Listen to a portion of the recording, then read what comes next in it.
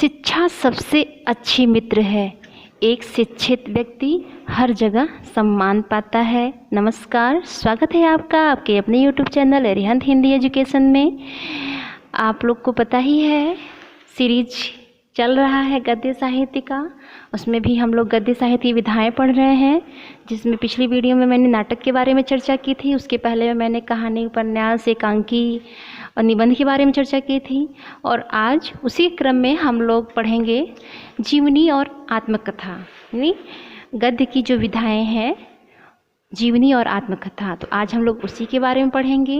Video शुरू करने से पहले मैं एक बार आपको याद दिला दूं, यदि आपको मेरी वीडियो अच्छी लगे तो प्लीज़ उसे सब्सक्राइब करिए, लाइक करिए, शेयर करिए और कमेंट भी करिए। इसी के साथ आगे बढ़ते हैं आज की वीडियो।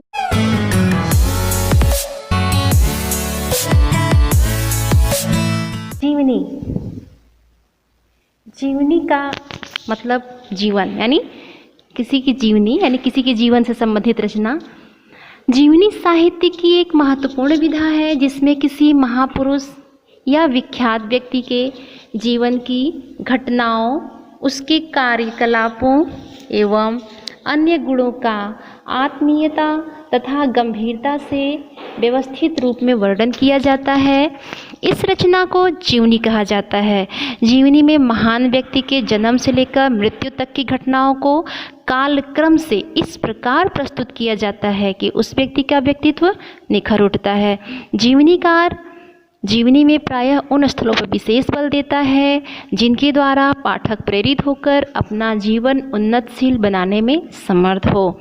यानी कि जीवनी जिसकी भी लिखी जाती है, जिस भी महापुरुष की लिखी जाती है, जो लेखक होता है जीवनी लेखक, वो कोशिश करता है कि उन बातों को ज़्यादा हाईलाइट किया जाए कि जब पाठक पढ़े, यानी पढ़ने वाला जब उस जीवनी को पढ़े तो वो खुद में सकारात्मक परिवर्तन देखे अपने व्यक्तित्व में। जीवनी का प्रामाणिक होना बहुत ज़रूरी है और यह तभी संभव है जब जीवनीकार को उस व्यक्ति के जीवन के विभिन्न स्वरूपों, तथ्यों, घटनाओं का निजी तथा पूर्ण ज्ञान हो। हिंदी में जीवनी लेखन का कार्य भारतेंदु युग से ही आरंभ हो गया था, किंतु प्रारंभिक प्रयास होने के कारण उस युग की जीवनियों में शुष्कता की मात्रा अधिक है। मतलब कि बहुत कम लिखे गए हैं और जो जैसी चीज़ें जीवनी में होनी चाहिए वह उस युग में नहीं मिलता। तो द्विवेदी युग में ऐतिहासिक पुरुषों और धार्मिक नेताओं की जीवनियाँ अधिक लिखी गईं। लक्ष्मीधर वाजपेयी, संपूर्णानंद, नाथूराम प्रेमी, मुकुंदलाल वर्मा द्विवेदी युग के उल्लेखनीय जीवनी लेखक हैं। छायावाद युग में लाला लाजपत राय, बाल गंगाधर तिलक, महात्मा गांधी, जवाहरलाल नेहरू, महामना मालवीय जी की जीवनियाँ लिखी गई हैं। इस काल में राम नरेश त्रिपाठी, गणेश शंकर विद्यार्थी और मुंशी प्रेमचंद्र ने प्रमुख जीवनी लिखी है। हिंदी के जीवनी साहित्य को समृद्ध बनाने वालों में बाबू गुलाब राय, रामनाथ सुमन, डॉक्टर रामविलास शर्मा, अमृत राय आदि लेखकों के नाम अत्यंत ही उल्लेखनीय हैं। इसी क्रम में अगली हम लोग विधा देखेंगे आत्मकथा। अभी तो जीवनी थी, जीवनी को किसी, यानी कि महापुरुष का जीवनी ही लिखा जाता है किसी अन्य के द्वारा। अब आत्मकथा, आत्मकथा की विधा जीवनी के समान ही लोकप्रिय है। यह भी हिंदी गद्य की एक महत्वपूर्ण विधा मानी जाती है। आत्मकथा का शाब्दिक अर्थ होता है अपनी कहानी। इसमें लेखक अपने जीवन से संबंध वर्णन करता है। आत्मकथा किसी विशिष्ट व्यक्ति द्वारा लिखा गया वह आख्यान या वृत्तांत है जो बड़ी बेबाकी से अपने जीवन के बारे में प्रस्तुत करता है। प्रायः वह व्यक्ति कोई दार्शनिक, विचारक, चिंतक, समाज सुधारक या कलाकार होता है। आत्मकथा लिखने का प्रयोजन यह होता है कि लेखक के अनुभव का लाभ अन्य प्राणी भी उठा सकें। हिंदी में जैन कवि बनारसी दास की आत्मकथा को पहली आत्मकथा माना जाता है, जिसका नाम है अर्धकथा। यानी अर्धकथा को, जिसे कि जैन कवि बनारसी दास ने लिखा है, उसे पहला आत्मकथा कहा जाता है। प्रमुख आत्मकथा लेखक और उनकी रचनाएं पहले हैं जैन कवि बनारसी दास, जिनकी आत्मकथा है अर्धकथा। भारतेंदु जी ने लिखा था आत्मकथा, जिसका नाम है कुछ आप बीती कुछ जग बीती।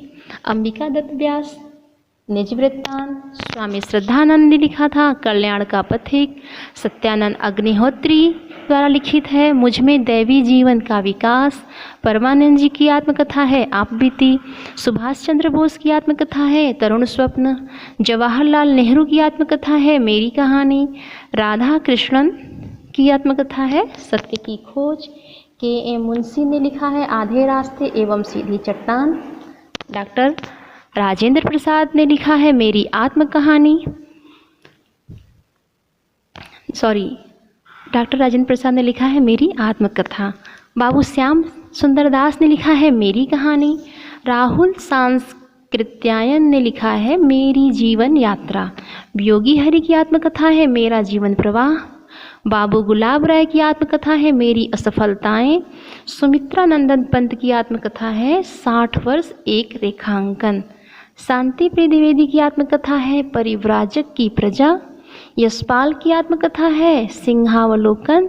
डॉक्टर हरिवंश राय बच्चन की आत्मकथा है क्या भूलूं क्या याद करूं, और दूसरी है नीड़ का निर्माण फिर। तो ये थी प्रमुख आत्मकथाएं। और अब हम देखेंगे आत्मकथा और जीवनी में अंतर क्या है। आत्मकथा और जीवनी दोनों ही साहित्य की विधाएं हैं, दोनों ही व्यक्ति विशेष के जीवन की विविध घटनाओं और प्रसंगों का वर्णन करती हैं, लेकिन अंतर यह है कि आत्मकथा व्यक्ति के द्वारा स्वयं के जीवन में लिखी गई कोई कथा होती है, जबकि जीवनी किसी व्यक्ति विशेष के जीवन पर जब कोई दूसरा व्यक्ति लिखता है वो जीवनी कहलाता है। यानी कि कोई व्यक्ति अगर अपनी कहानी लिखे तो आत्मकथा, और कोई दूसरा व्यक्ति किसी प्रसिद्ध व्यक्ति का अगर जीवन लिखता है तो वो कहानी लिखता है तो वो जीवनी कहलाती है। तो इसी के साथ मैं अपना वीडियो समाप्त करती हूँ। जाने से पहले मैं एक बार फिर से कहूँगी कि यदि आपको कोई समस्या मेरी वीडियो में दिखाई दे या समझ में आए तो प्लीज़ मेरे कमेंट बॉक्स में मुझे कमेंट करके बताइए, और मैं कोशिश करूँगी उस कमी को मैं दूर करूँ, सुधार करूँ। धन्यवाद।